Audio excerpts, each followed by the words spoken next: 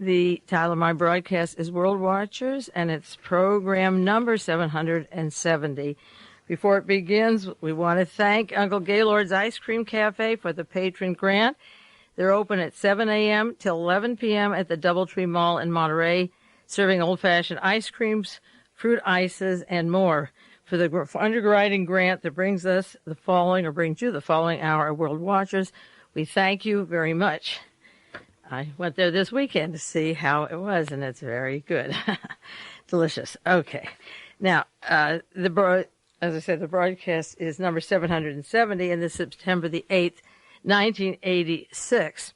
The subject came up this last weekend and in correspondence and conversation through the years about my pronunciation of proper names.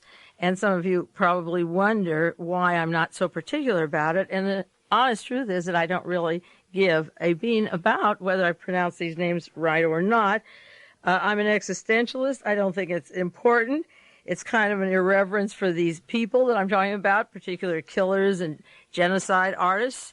Totally crazy people, most of them. I don't purposely mispronounce them, but I really don't care. And my philosophy is based upon people that I like and particularly enjoy their free-flowing style. Artists such as Samuel Beckett, Jean-Paul Sartre, particularly Beckett, and Ionesco, and the existential writers. They say what they want. They don't spend time putting commas. They repeat words. I think of Gertrude Stein is one of my favorites, and James Joyce, and they're told you can't run words together. You need a period at the end of a sentence, and poetry has to rhyme. In the same way when artists went out to paint, the new artists, beginning with people like Picasso and Moreau, or even going back to Van Gogh, they have their own traditions and move on and really do not care. I'm not so insecure that my credibility depends upon whether I say their names or not. I refer to Licio Gelli, a member of Hitler's Gestapo, the SS. He was part of the planning of the Bologna bombing, where so many people were killed, about 80 people. He set up the P2 Masonic Lodge and built the rat line for Nazis to escape to start World War III and move down to South America and begin all over again. People will say, you know, his name is Licio Gelli. Well, I call him Licio Gelli. He's lucky that's all I call him, and sometimes I give people different names, like Evil Younger, who used to be the Attorney General of the state. I call him Evil Younger. I don't change the names often, but the pronunciation is the very last thing I've ever been concerned with.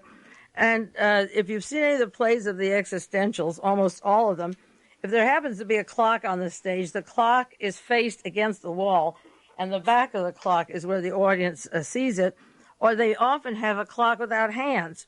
And the reason they do that is that time doesn't matter. If a couple is on the stage or two people arguing and fighting, if you see a clock, you'll think it's 12 o'clock, maybe they're tired or whatever. Time has no meaning to some of these playwrights. I remember when Dave Buffy was making paintings of chicken feces on some bare wrapping of potato sacks and cloths. And members of my family and people made fun of his paintings, and they went on to be worth 20, 30, 40,000 and more, and they're in every museum of modern art. I think of my particular work as an art form. Now, I'm very particular about the accuracy of what I say, where I get my sources, that the material is timely, and that it is important to our future, and it pertains to how we got there by the machinations of people in the past. And outside of that, you can say Nicaragua, you can say Nicaragua, whatever you want. I just say the quickest thing that comes to my mind because, as I say, it may be important to some people. When I was growing up, it was important that you never wore white shoes after September the 1st or you look tacky. Those things I have outgrown. I don't think about them. I'm thinking about what I'm trying to say that is important, and I'll leave the pronunciation to you. So if you're worrying that I made a mistake about it, the truth is, I just say it as I think it, and I really don't care at all. As I say, you can put the periods and the commas, and I'll do the research, and this way we can all help each other. Now, there's so much news this past week. It's just accumulating. It's impossible to go through it, and I do want to continue on Cameroon to the belief that I have that it was a neutron bomb that was dropped in Africa. So I'm going to put off a lot of stories. There's important stories on Star Wars. There's the story of Danilov, the spy. Was he a spy writing for U.S. News Report? Asking that question of a reporter in the Soviet Union is like asking if Aristotle Onassis ever cheated on his wives. The important thing is, was Danilov a provocateur? Remember the peace conference and meeting that Khrushchev was going to have with President Eisenhower, and he told the military don't fly any of the U-2s. So they were purposely flown, and Gary Powers was down to break up the peace talk. Ronald Reagan and the National Security Council don't want any peace talks. If Mr. Danilov was passing documents to a spy, do you think he'd do it in an open place where people could see them, exchange them with their hands? I mean, if you do it in the open, in the public, you want to be caught. And being tried and convicted doesn't mean anything. Gary Powers was tried and convicted, and so what? He'll come home in a few years if it's a trial, and he'll write a book and make $1 million, and he knows it. So it doesn't really matter. If he's meeting a friend, if he's leaving the Soviet Union and it's a long friend he had, you don't bring a package to your friend who's going home and endanger him. You go to his home or he goes to your home if it's a friend, or in the embassy or in the bathroom where the CIA would do their exchanging of notes. And if it's not a friend, spies aren't that open about they still find places of eating or putting something on the bench of a table. I've read enough books that it's so obvious to stand there and hand something to somebody. I think he's setting up another anti-Soviet shtick that will go on and on. I'm going to do more update on advanced genetic sciences. They got the go-ahead for Frostban with Mr. Graham going from the shuttle program in NASA to the White House and Mr. Bogorad from Harvard to the White House and the team working together. There will be no stopping, even if the genetic altered bacteria shows up years later. Last week, I thought it was a victory. This week, yeah, you can go ahead and do it. I'm not going to talk about the Pakistan hijacking. I have a lot of reasons for believing it took place. And Mr. Zia will quickly hang the people. We shot Lee Harvey Oswald in the Dallas jail. Those 4 will be hung and justice will be served. And Zia will give Ronald Reagan something to campaign about, because if he loses the elections for the House and Senate, particularly the Senate elections in 1968, then his next 2 years will be a disaster. I'm not going to talk. I'm going at length more on the synagogue shooting in Turkey and the use of that for Ronald Reagan for election purposes, whipping up the terrorism, getting the Jewish support, just as he got the black support for sending American troops into Bolivia because of his drug campaign, beginning 1 week before Len Bias and Don Rogers were killed. There's a lot of interesting material on their deaths. And as I say, there's so much coming in. And on the controversial discussion in Paris about the AIDS disease possibly being carried by mosquitoes and insects and breaking open a whole new layer of AIDS. And then there's an article, and I've known this for a few weeks, the Duke and Duchess of Windsor left a will. When the Duchess died, all of their money goes to the Pasteur Clinic in Paris, the first hospital that identified the disease AIDS. And I don't know how much they have, but these were people very close to Rudolf Hess and Hermann Goering and the entire Nazi group. And now anything they had goes right to Pasteur Clinic, the discoverer of AIDS. There's one little story I'll tell you real fast because it's not a long one. We'll slip it in. I read that Hitler's 3-piece silver tea set was sold this week for $13,000. I guess he's not going to be a yuppie anymore. It went for $13,000. Hitler having tea at the Eagle's Nest. And also Rudolf Hess, you might have seen in the paper this week, the last Nazi war criminal at Spandau is only allowed to see 2 TV shows, Dynasty and Dallas, and then he keeps diaries and writes them for 3 weeks. The guard takes them out, brings him new diaries, they burn the old ones, and he starts writing new ones. If this isn't a crazy world, well, it is. And how can you explain all these phenomena? Also, there was a movie on home box office about Yuri Nosenko, the KGB agent, and the possible links or linkage with Lee Harvey Oswald. And I want to do a lot more on that broadcast. There were just so many things about subliminal. And there's a shot of they briefly mentioned that Martin Luther King had been killed that had nothing to do with the plot.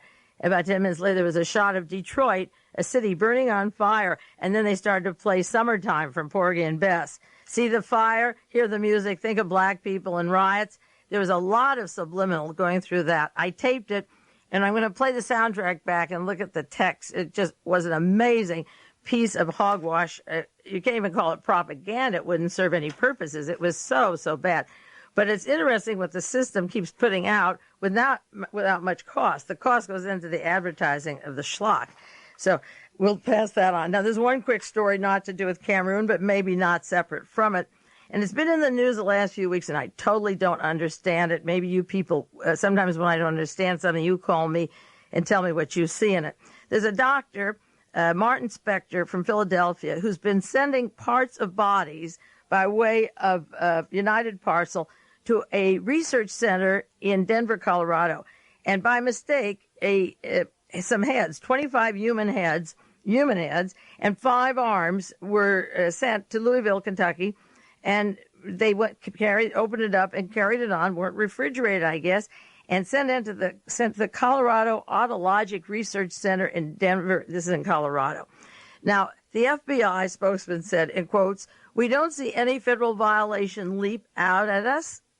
Nothing wrong. There's no federal violation with sending 25 heads and 5 arms to Colorado from a doctor in Philadelphia, and it's been going on that he's been sending body parts and heads for 15 years. And then at the bottom of the article it says, Spector told investigators that he shipped body parts to medical research centers for 15 years, but he has refused to tell police where he obtained them. Well, what are the police for? What are the FBI for? Maybe things are much further out of hand than I'm telling you on this program, and things are getting really bad. But if you have any idea, during the week I'll try to write to the FBI and Mr. Webster and so forth and see what is going on. Now, Vernon Walters, just very quickly, San Francisco article, August 22nd, quotes, "Rightist dictators are no threat," UN Ambassador Walters said.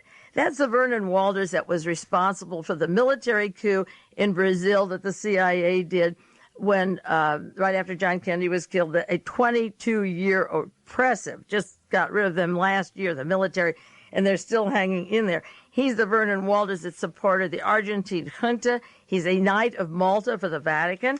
The Vatican never has minded rightist dictators, but should he be the UN ambassador saying the United States doesn't see anything wrong with dictators, right-wing dictators? And he supported so heavily the Argentine junta that I just pulled out an article which I had on the air, several years ago. This is from 1983, 3 years ago. Jack Anderson about Argentina's plans, the Argentine military junta before the Falkland War while they were in power, and he was going back and forth. Vernon Walters was going back and forth there. They had ordered from Miami, Florida, $15 million crematorium to be built in Buenos Aires, and that they had a suspected 20,000 Argentine men, women, and children, at least 100 of them under the age of 10, had disappeared and been killed by the armed forces and the right-wing death squads. So they asked this company in Miami, they signed a deal in 1981 to get moderate, efficient crematorium that burns 400 people at a time. And the reason they wanted them was that the army and bulldozers scooped up, this is Jack Anderson, mass graves. They had unmarked these huge graves, and they wanted to get away with these people because they were decomposing, and they would put them into the new crematorium. The Navy dumped its victims, both living and dead, from helicopters over the ocean. Macabre jokes about flying nuns because 2 French nuns died this way. The Navy referred to the victims as comida para los pescados, fish food. Such victims were tossed to the side of Navy vessels. One young water skier went down under the water and saw vehicles holding down heads and dozens of weighted heads in the river bottom sent there right off of a military base. So out of Miami, and we can't blame those countries overseas for their fascism. From Miami comes the crematorium. From Philadelphia, you're shipping heads and parts, and we don't even know who they belong to. They don't have to tell you. The police says there's nothing to it, and the FBI says, well, we don't see anything that's popping up. Well, it's not going to be those heads that pop up. Now, I've gotten many, many letters from you, copies I asked you, said that you wrote to William Rehnquist about the Rehnquist appointment to the Supreme Court. I really appreciate the letters that you sent. I sent a package of mail to the senators. It's hard to know with 100 senators how they're going to vote because 50 always vote one way and 50 the other, and George Bush always has the deciding one that pushes it, the party line. But I thought maybe for some of them I'd put a personal letter, and as well as a package of material for many of them that I have had on the broadcast about why William Rehnquist can't recall things, that probably his mind has been washed or erased under the care of Dr. Kerry. And I listed some of the items that I had on this broadcast. and you're familiar with them. I did write one personal letter to Senator Jake Garn from Utah, because you know how Jake Garn is going to vote, right down the board. So what's the sense of wasting a letter to him? But I wrote it anyway, and this is what I wrote. Dear Senator Garn, I know your vote already regarding William Rehnquist, so why do I write to you? Talk about party line. You never do digress. Whatever your party does, right or wrong, you vote in favor of that particular decision that Ronald Reagan wants and that you all agree upon. However, you are a nice guy. I was touched by your offering your kidney to your daughter. She seems to be in a life-threatening situation with her kidney, and he has had the test, and he's offered to have surgery and give her his kidney. That tells a lot about you. I am the mother of 5 children. We all want to see our children live and remain healthy. Unfortunately, I didn't have a choice in the matter. My 14-year-old daughter, Bonnie, was killed in a car crash when she was only starting her life. The Watergate dirty trickers that I write about in my letter to you regarding William Rehnquist's appointment as Chief Justice played a part in that crash that killed my daughter. Donald Segretti was stationed at Fort Ord, and I could tell you more if you're interested. A Mr. Garcia, a soldier at Fort Ord, left. He was in the car involved in the crash, left right after the accident and went to your home state in Utah. He was never interviewed. He wasn't held by his officers. He was never questioned. He was told, get out of town, and he was released from the military at Fort Ord. So you will vote yes for William Rehnquist, and you will also try to save your daughter's life. And I will know that no matter what these appointments mean, whatever their links to the events of Watergate, promotions continue and the CIA keeps covering up the bodies. A Mr. Lockwood in Carmel, California, was killed last week in a plane crash in Alaska.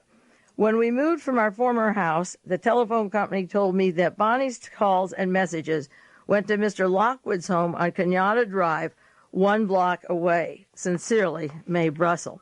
And the article I'm referring to, and it was a large article in the San Jose Mercury, Tragic End to Alaskan Odyssey of Pilot and Friends.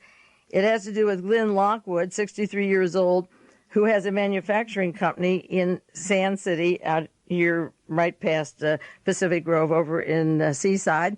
He was a mechanical engineer, a graduate of California Institute of Technology in Pasadena. He founded the LTI Corporation in a small wooden former church in Sand City. The company pioneered the development and application equipment of hot glue. He was killed in his plane, 3 people in the plane, and crashed. I never did see him. I never talked to him about it. The telephone company, as I say, he was a 14-year-old young child, almost a child, not a woman yet, who has her own phone, and these phone calls are connected 1 block away to the house of GLYNN Lockwood. So I put that in my letter to Jake Garn. I know how he'll vote, but I just wanted to know what I think of the Watergaters. Regarding the hijacking in Pakistan and the deaths and all those things that happened, there was a picture of a gentleman grieving in the San Francisco Examiner, and he's crying for his friend, and there are big black letters that said they just took away a person who never did anything wrong in his life. Well, the way the world is moving, I've studied this for 23 years. I've been on the planet much longer, but studying seriously for 23 years, and it isn't enough to not do anything wrong. You got to start doing something right. Just to do nothing wrong, to be nice to yourself, your family, to be good to the people around you. If you don't look around you now and look at the headlines in the papers, if you can't figure out now what's going on, you're getting into pretty deep trouble because it's all moving so very fast. And I'm not just being scary like these books of the late great planet and all that. I'm just citing the events as they're coming down and trying to make some sense of them. And nothing does make sense of them except that it smells like fascism. Now, on KFJC last week, that's a station up in up north near San Jose, they play, David Emory plays my broadcast, World Watchers, twice a week up there, and he puts them on KFJC also. Los Altos Hills is where it is. And last week somebody called him and asked him for the best source of a book on the Korean airline, because this new book came out of Seymour Hersh. There was an article in Atlantic Monthly, and the book's coming out. And they wanted information about, this man wanted information about the best source. And David Emory suggested a book that by Mr. Johnson called Shoot Down. Well, there are 3 books on the Korean airline and 4 counting Seymour Hersh's. I'll analyze all of them with you. I have all 3 except Hersh's. But no, that is not the best source. The best source of the Korean airline, which is available, I have reprints if you want, is my article, and I'm just saying this, I don't have to be modest about it. I wrote it for Hustler magazine, and I think it is the most definitive article that anybody has approached on the Korean airline. The title was, Who Killed Congressman Larry McDonald? Plenty of people wanted to blow this right-wing fanatic out of the sky, but Ronald Reagan may be holding the smoking gun. That was Hustler in February '84. I have reprints, and if you send me a self-addressed stamped envelope, I'll let you know how much it is to copy it, and or call me, and I'll let you know before you send it. This is a very clear, definitive article, not on the trajectory of the plane, not whether the right wing went down 10 degrees, not whether they were passing over installations. This is a very clear, concise article that goes right to the White House, just as the Challenger explosion goes directly to the 7 calls to the White House that they have concealed. This president gets away with so much that I have to feel that people have to share some responsibility for the things that are happening right in front of their eyes. It used to be that it was magic or covert. There are no tricks anymore. There's a lot of material. What we're lacking are the guts to just do anything about it. And I also designed for the Hustler magazine, it was a round circle called the Larry McDonald Pie, and it had the sections of people that connected to Larry McDonald that were very important, and the necessity for him to be on a plane that would go down simultaneously as a coup for the Cold War, a strike for the Cold War. Now, you may ask, those of you who don't remember the incidents, why I would write for Hustler magazine. A lot of people were mad about that or disgusted or couldn't figure out why Mae Brussell wrote for Hustler. When I read that Larry McDonald went down, when I saw it on the television, I was up in Vancouver at the time, and I was coming to L.A. the next day, and I called Hustler magazine and wanted to talk to Larry Flynt because I explained to him on the telephone, I'd never met him, that if he wanted a story on Larry McDonald, I'd be glad to write it, because the man who went down on that airplane had been behind the shooting and worked with the people who had paralyzed Larry Flynt, and I thought that maybe he would want an article linking his paralysis and the shootout that took place at the time he was left paralyzed with this event of Larry McDonald, and he really appreciated it. He smoked out this Joseph Franklin, who later, within a year of the time that I did this story, admitted in the courts that he did in fact was responsible for shooting Larry Flynn.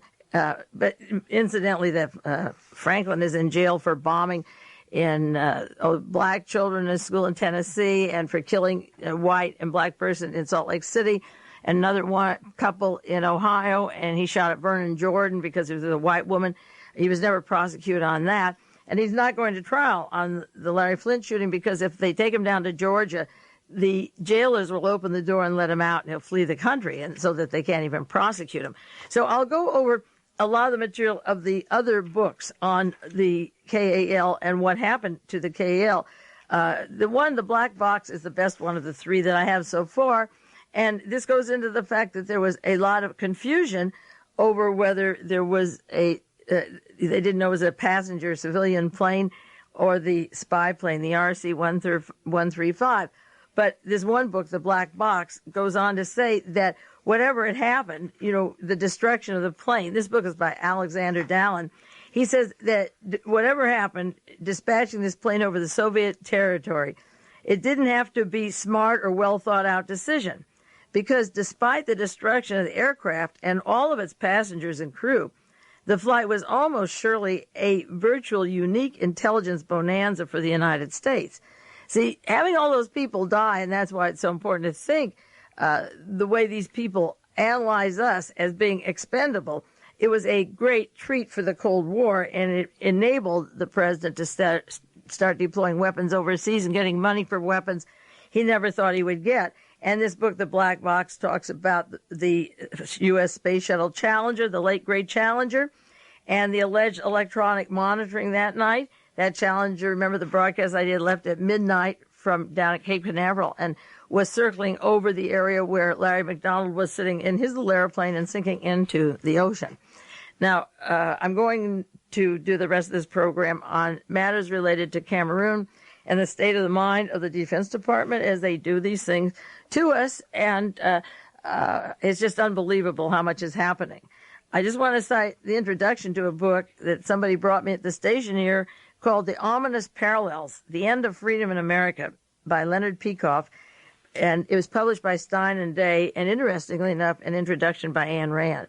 And it begins with a theory written by a man. In 1933, he spelled it all out, or earlier, actually it was a speech much earlier, telling his program for a country called Germany. He wasn't bashful about that, and he let everybody know his plans for the future. And the man speaking was Adolf Hitler. And very early in his political life, he gave a speech that was heard by many people and reprinted. He said, "It is necessary that the individual should finally come to realize that his own ego is of no importance in comparison with the existence of his nation." Now, this may sound familiar to you because Dr. Jose Delgado of the CIA and Navy intelligence, who came over here from Europe and worked between Yale University and Madrid, has the same thinking, and I've had the same quotation. I'll share that with you. But that was our CIA in the 1950s, and this is Adolf Hitler in the 30s, that our ego is no importance in comparison with the existence of his nation, that the position of the individual ego is conditioned solely by the interests of the nation as a whole, that above all, the unity of a nation, spirit and will, are worth far more than the freedom of the spirit and the will of the individual. The unity of a nation. This state of mind, which subordinates the interests or ego to the conservation of the community, is really the first premise for every truly human culture, Hitler said. The basic attitude from which such activities arise, we call, to distinguish it from egoism or selfishness, is idealism. By this, we understand the individual's capacity to make sacrifices for the community, for his fellow men. These statements were made by Adolf Hitler, and this was the backbone of his moral philosophy. He didn't look sinister. The gas chambers that he built didn't look sinister either. The adjoining crematorium were not unruly places to live. The lawns were well kept, this book says. The flower borders. The sign at the entrance had a sign, baths. The unsuspecting Jews were simply going to take baths for delousing, which is typical to camps. There was light music, young ladies, pretty girls dressed in white blouses and navy skirts. They played happy music, the Merry Widow, the Tales of Hoffmann, gay tunes, nothing solemn and somber from Beethoven. The death marches at Auschwitz were sprightly, merry tunes straight out of the Viennese and Parisian operetta. So, to such music, recalling as it did happier and more frivolous time, men, women, and children were led to bathhouses to undress, to prepare for a shower, some given towels. The rooms held 2,000 of them at a time. They were packed into a chamber like sardines, and then the massive doors were hermetically sealed, whereupon they added the crystals and the hydrogen cyanide and began the process under a signal to begin to kill them, and the executioner would laugh, "All right, give them something to chew on." Through the portholes, they would watch the people naked, breathing. The showers, they looked up, there was no water. The floors, they looked down, there was no drains. And it took moments for the gas to have effect, and suddenly they stampeded to the doors. There was clammy blood, spattered pyramid, clawing and mauling each other even to death. And the Nazis were not a tribe of prehistoric savages. And I'm thinking of the people you see around you or the potential today, and you have to think about this very carefully. They were part of a government that was using official legal acts and policies of modern Germany, the educated, industrialized, civilized Western European nation, renowned throughout the world for its intellectual and cultural achievements. The German university students were among the earliest groups to back Adolf Hitler. The intellectuals were his regime's most ardent supporters. The professors were distinguished academic credentials. They turned out volumes of admiring references. The Nazis didn't gain power against the wishes of the people. The people voted the Nazis in, knowing what he was going to offer. We'll take a 1-minute break, and then I will continue with this part of the introduction again to Cameroon and the insanity that's taking place and how we're ignoring it.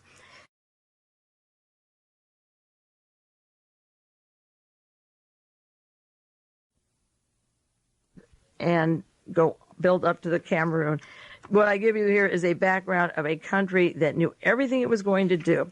And the parallels between the way we accept the things that are going on now around us are so horrendous. The way we're going to wipe out Nicaragua, the death squads continuing in Guatemala, the removing the Indian population because we want the coal and the uranium under them, displacing people all over the world, 60 million refugees, and the disease AIDS and all the scary things happening. And we sit back and we're numb. I don't really know the answer, but I know the answer has to be some kind of response.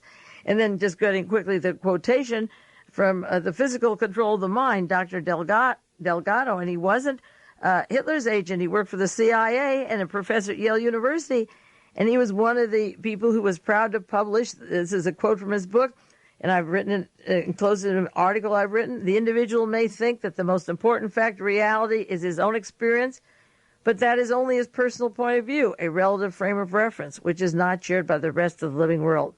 This self-importance lacks historical perspective, for the brief existence of one person should be considered in terms of world population, mankind, and the whole universe. It is quite reasonable to feel I am the most important creature that ever existed. But unless I realize the egocentric relativity of my appreciation at the same time, I ignore many other frames of reference, and I have to consider them. And actually, considering the others, I really don't matter at all. I'm here to serve the state. That's Dr. Delgado. Now on to, again, a part of Cameroon, and this ties in with does the CIA have press, such as the arrest in the Soviet Union? The Washington Post had an article, October 23rd, 1984, regarding the introduction of the neutron bomb in 1978, and how Jimmy Carter and ZBIGNIEW Brzezinski used the Central Intelligence Agency to pay or let them do free persons overseas to praise the neutron bomb because people, and especially the Soviet Union, and the young generation were outraged that you could use these vapors to kill people, leave the buildings, and then come in, put the bodies in mass graves or the crematorium, and own the property, and nothing would be disturbed. And something very similar. And I believe that testing of the bomb, one part was in Jonestown, I believe, and I compared Jonestown to Cameroon last week, and also the poison gas down in Cameroon. The article says the Carter administration set up a covert CIA program in 1978 to induce European press to write favorable about the neutron weapon. The press corps could give coverage on the bomb, either for money they'd be paid or for free. The United States wanted to send these bombs overseas. The study of the bomb came in an article called the Harvard Study. That's the group that put together at Harvard University, called The Press and the Neutron Bomb, written by David Whitman. And it talks about the covert action program that was exposed in 1984, that the documents existed in 1978, that Jimmy Carter and Brzezinski would have the neutron bomb, and that they should use the intelligence agencies to get the European community to say everything is all right. I have the feeling about advanced genetic sciences with their Knoxian know-how and the offices of where they got formed and how they work, they can get people in the media and various agencies to say there's nothing to worry about it.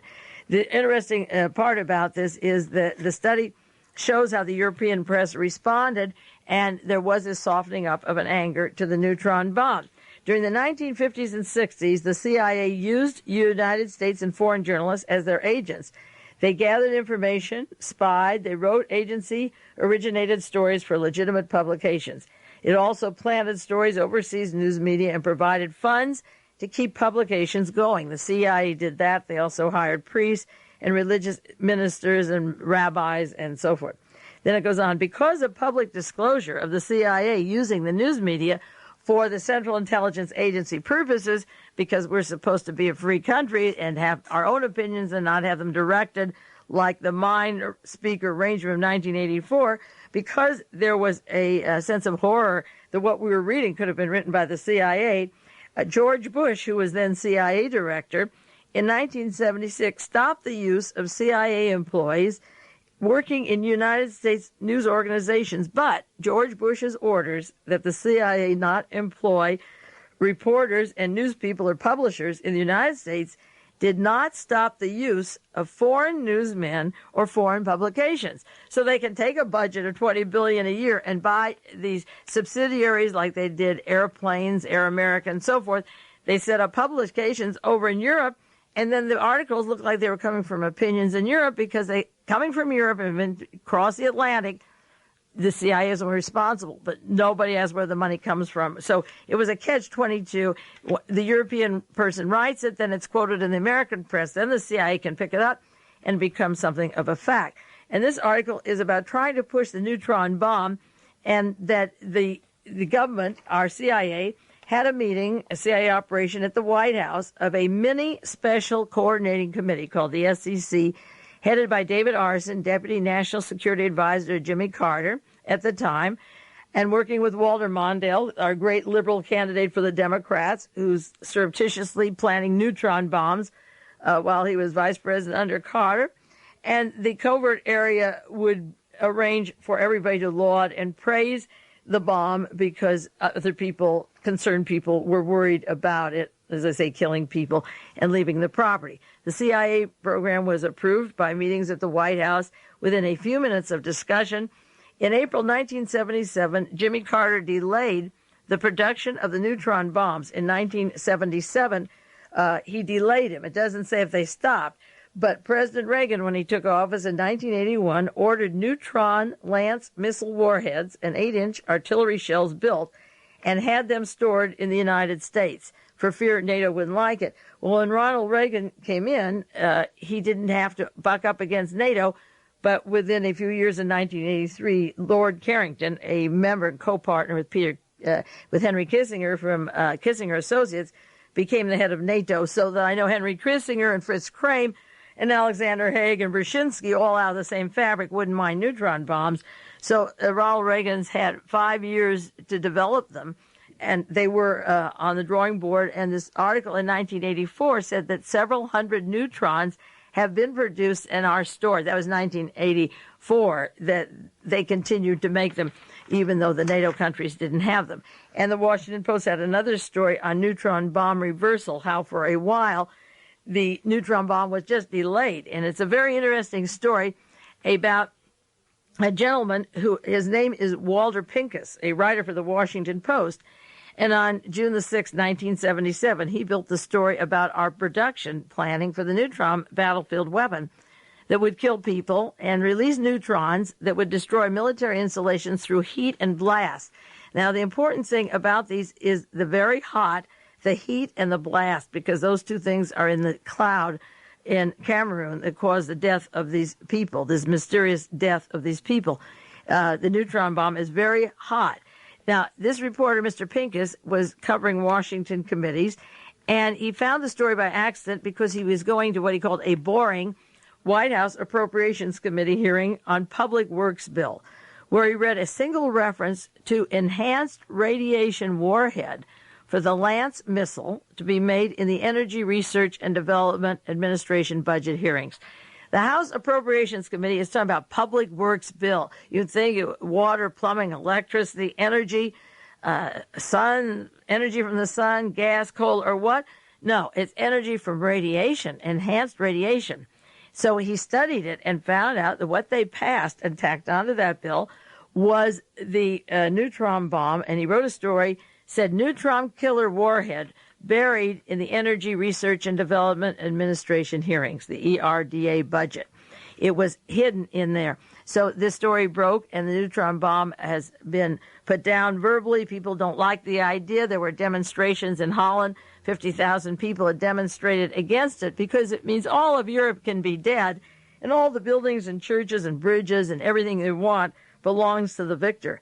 And another interesting thing about this, the Washington Post said, October 23rd, 1984, the storm that built slowly over the next months was largely attributable to one man reporting that Walter Pincus was the one man. He reported the making of the bomb.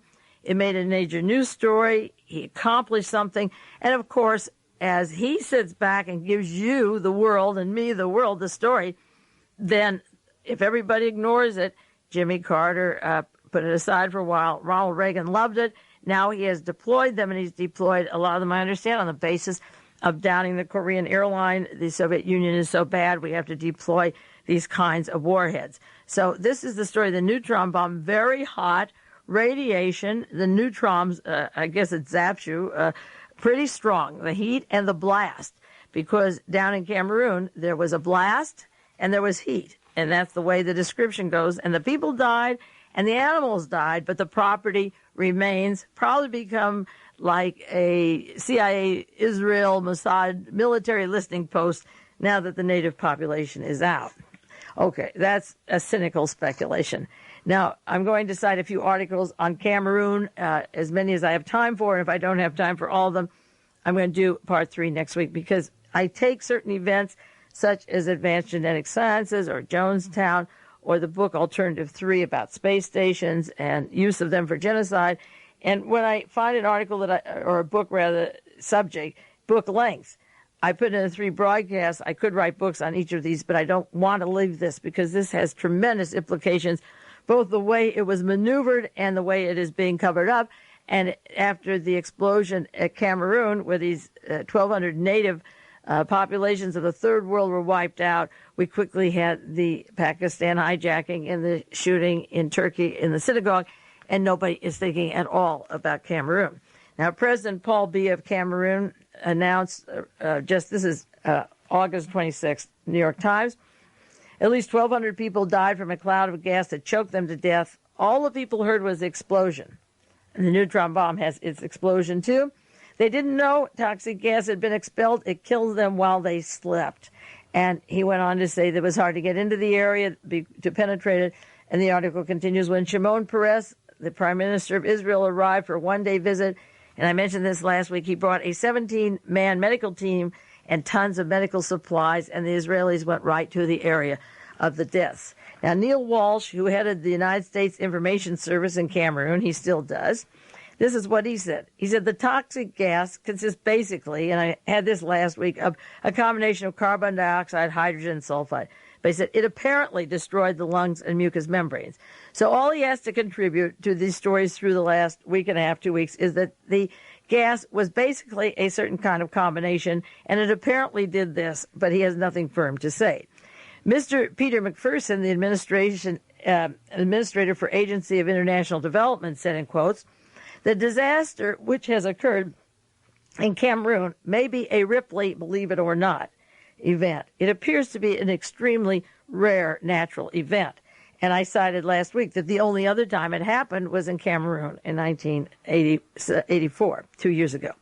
Then Dr. Edward Konigsberg, Konigsberg, from the Department of Defense, the United States Department of Defense, was assigned to the disaster office, heads the United States investigative team, coordinated by the Office of Foreign Disaster Assistance. His job was to find the exact cause of death and the nature of the gas. And the Defense Department sent Edward Konigsberg over there as a military matter, which is interesting considering the affinity of ZBIGNiew Brzezinski or Ronald Reagan or earlier Jimmy Carter for the neutron bomb and begging Europe to have them in 1977-78 and stockpiling them here because they didn't want them. And so America has made hundreds of them. We've pushed it, and all of a sudden, not the civilian doctors, Defense Department doctors go over to check the matter. So this is the chicken being guarded by the fox. You know, the same old story of having the Defense Department try and find out how these people died. Now, Paul Krumke, a technical advisor to disaster assistance, said an early eruption came around Lake Manoon. I mentioned that last week. In Cameroon, it appeared to be the release of carbon dioxide. And again, he won't say what it is. And he names the different chemicals, and it was the same area, the same month, a week apart, 2 years difference, 1984 and 1986. He said it is still not definitely known that cyanide was responsible for the 1984 deaths. The victims showed symptoms of cyanide, poisoning, red splotches on their body, bleeding from the nose and ears, and people had burns. This was very hot, and it started with a loud explosion. Now, getting back to the Israeli politics that I mentioned last week, I'm going to cite an article from the New York Times, August the 26th. So you won't think I'm too cynical. I'm almost going to take it verbatim. Prime Minister Shimon Peres was in town to help usher the restoration of relationships between Israel and West African nations. Paul Biya of Cameroon organized a lavish reception. Hey, do you want to wait a second? Oh, usually they wait outside. We put on a record. I have someone here who can follow the program. It'll be real quiet. Do it real quiet. Okay. I'll let him do it this week. Shimon Peres was entertained in a way that nobody has ever put on a party in Cameroon before. Several thousand tribal dancers. I'm sure they had one for the Pope. That was the same in 1985. Peres was swarmed by folk dancers and a sea of hands of people bedecked with flowers. And it turns out they were let out of school that day, and there was adulation, according to the New York Times, and kissing and bantering with the people in the crowd. And the paper in the country of Cameroon had shalom written, the Hebrew letters. It's a big day. Their paper didn't understand Hebrew writing. It was published upside down, but that didn't matter. Now to the serious part of the article. We talked about the celebration last week. And I say most of the hands at the airport were from the president's ruling Democratic Union Party. And thousands of them were given the afternoon off, and they could greet the Israeli prime minister. Israeli officials say they believe that the easing of the diplomatic relationships would assist their oil, because the Arab oil-producing countries were not in such a monopoly now, and that Israel would assure that Gaddafi would not make any threats to African nations. And what this means is that we want to assure that these things that you have there, your minerals and your oil and so forth, will be in the hands of, again, the American Defense Department and Israel, and we will protect the president of Cameroon. Now, an interesting factor is that there was a coup in 1983, 2 years ago. A president had been there 22 years, and this president came in through the military coup. And as soon as he was in, the Israeli military advisors trained and equipped the president's guard and were loyal to Mr. Biya, the new president. And the guards are protecting him today. They wear green Israeli army uniforms, red Israeli paratroop boots, carrying Israeli Uzi submachine guns and Galley assault rifles. That the fellow who effected the coup, the president of Cameroon, Mr. Biya, who kicked out the former president, is protected by Israel. Another interesting point is that since 1981, there was a secret agreement between Israel and the Mossad and Cameroon, a secret trade relations. And in 1983, when Mr. Biya took power, Israel established their special section in that country, in the main capital of Yaoundé. Now, 1981 to 83 would build a good coup to assure Cameroon. And as I said, Israel helped kidnap a doctor. A doctor was chloroforming a person who was kidnapped in London to get him into Nigeria. These countries are side by side, and there are a lot of political machinations going on between our Defense Department and Israel into the coup, the politics, the guarding, and the arming of this particular country. And it goes on to say that there are 2,000 Israelis working in Africa, and right now they are trying to come to some agreement about Israel's relationships and very strong ties. They've helped arm South Africa.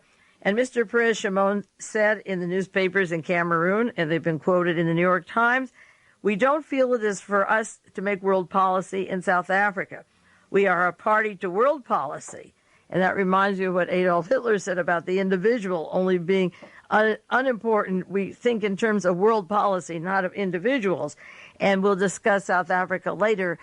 We think of the world, not of individual countries. That's what Shimon Peres said. So he's been very close to this person. One of the big purposes of the takeover or the disinterest in the native population, a good percentage of this Cameroon organization that has the military junta is run by the president, who is a Catholic. And as I say, the Pope was down there. And this affiliation of knocking out the Muslims and the native populations is in cahoots with Israel, very powerful in arming them. And what was a secret agreement for years is out in the open. And now the powers that be and the president there now will never be removed by an attempted coup, because he's firmly protected by the Mossad. And I might say the same Mossad that protects Mr. Stroessner down in Paraguay, that protected Joseph Mengele at Paraguay, that gave security to Stroessner. Ask me why. I've told you for years my opinion of what was happening in that country in these conditions. But this is just one more example that was in the New York Times this week. Another article in the New York Times describes the scene of death There were a few discrepancies, but not big ones, about dying in their sleep. They were all asleep. Some were eating dinner when a cloud of poisonous gas came. Some were in front of their homes, and some stripped themselves of clothing in a desperate attempt to get away from the searing heat. That heat reminding me again of the neutron bombs that we have made and deployed and wouldn't be afraid to use. Another description of a typical family overturning pots and pans, wreathing in agony as the gas strangled them, and trying to get away from the poison gas. Now, the Cameroon army, under the military dictatorship, this particular president has no interest in the exact count of people dead, similar to the Jonestown I mentioned last week, almost identical. In this case, the exact toll will never be known. The Army never kept exact records of those that buried. They're only gauging how many died by how many lived in particular villages. The bodies are in mass graves. They're dug by Army units. They're gone now. And prison inmates. We dug a mighty hole, they said, and collected them and put them in it. Now, it continues in the same article of New York Times, August 27th. The Israeli Rescue Unit will work along with the Cameroonians and with the United States Defense Department. And it says whether in the capital of Yaoundé or in the northwest provinces that disaster occurred, there was some concern and some curiosity, but no apparent agony and no national mourning. The president wouldn't allow it except one day for 2 hours, and realizing it's a military dictatorship, he didn't want people gathering in public. And then, sadly, it says the main concern this morning, the Cameroon Tribune said, wasn't about the disaster. It was about President Paul Biya's meeting with Shimon Peres. Another article from the Washington Post described the gas, probably pockets of water and lethal gas. The scientists remain concerned about the puzzling aspects of the situation. This has been going on for 2 weeks, and there isn't a scientist that will come forward and say what happened. They said there was a tremendous heat. The lake remained strangled and discolored and disfigured. The human dimension of the lake didn't reach the population. They didn't seem concerned because of international catastrophes. I suppose they mean Chernobyl and Bhopal and that kind. And then the New York Times had a story on international aid reaching Cameroon, and it discusses the 1984 disaster of August 15th. This one happened on the 22nd, and they were just yards apart. In 1984, 37 people were killed by a poison gas cloud, and the New York Times said the eruption was in the middle of the night. Again, in August, a week apart, the identical location and country. Again, a loud explosion in the night, and then a gas cloud hung 10 feet off the ground. Then the New York Times said 37 people walked into the cloud and were killed. Well, I don't know that there's 10 feet tall Cameroonians. They go on to say that if you were in the same room and turn your head away, the gas may not get to you. So it's interesting that the cloud stayed 10 feet high and the people walked into it. That isn't explained. But one thing that is explained very clearly is that after the 1984 disaster, American officials went over to Cameroon, and the Defense Department again, and people from Switzerland and Germany and France trying to study the cause of this gas. And maybe because they are NATO allies and NATO yet had not put the neutron bomb in Europe, and we were stockpiling them in America, they may be wanting to see the comparisons. The odious comparison is like dropping the bomb again at Nagasaki and Hiroshima. One was plutonium, one was uranium. They didn't have to drop both or either one, but the purpose was to study the range of the burns, the way it affected them, how they were 30 years later, whether it affected the genes. This was a scientific experiment on atomic bombs. It wasn't to save lives that would have been killed. The Japanese were ready to give up anyway, and we could have dropped it where there were no women and children. And there have been many good books and articles on Hiroshima and Nagasaki. But the 1984 disaster was studied by American scientists, which is righteous because Americans are producing the neutron bombs, and they worked under contract with the Cameroon government. But according to officials there, the discovery of what happened in 1984 is still confidential. It's locked up. Now, if these were natural phenomena, if these were poison gases, the lake wasn't volcanic. It didn't erupt. There was no earthquake. Nothing shook it, but a disruption of the lake would cause the cyanide that responsible this time for 1,200 murders. The other was a mini little explosion, maybe. 37 were killed. But because the tests were locked up, we'll never know, and that is the horrendous thing about it.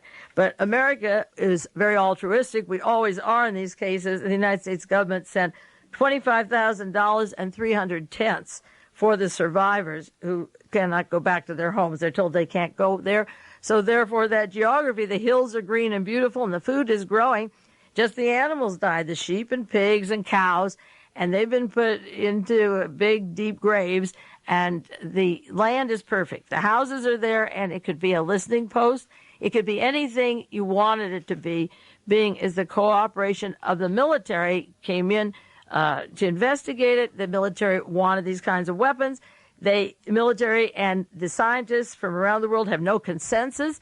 What they knew in 1964, they locked up. And so the United States sent 300 tents. The $25,000 was a very nice fille de scène, but we probably spent $500,000, 500,000 maybe, who knows how much, 100,000 to pay the Defense Department and the team to go over to see what happened. I have a list of 8 or 10 particular people that are over there looking to see what happened. And another article in the Washington Post, Cameroon considers quitting volcanic area. Among the many mysteries is why a relative handful of people and animals survived in the nearby area. Otherwise, the death was almost uniform.